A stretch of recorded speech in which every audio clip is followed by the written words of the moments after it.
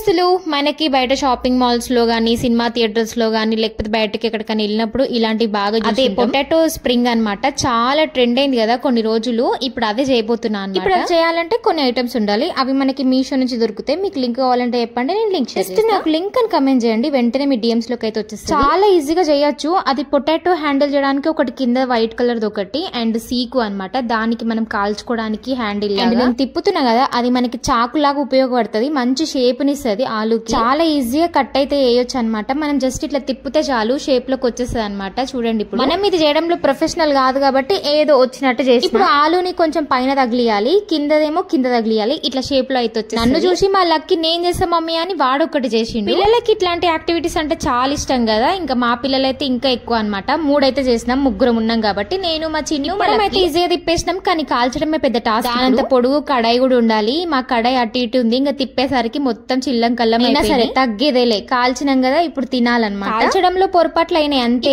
దాని మీద లైట్ గా ఉప్పు కారం అయితే చల్లేసి మినిమం ఒక 20 minutes కష్టపడ్డా అది చేయడానికి. కానీ తినడానికి ఒక 5 నిమిషాలు కూడా సరిపోలే మాకు. దబా దబా తినే జస్ట్ దాని షేప్ మారింది అంతే, టేస్ట్ కాదు.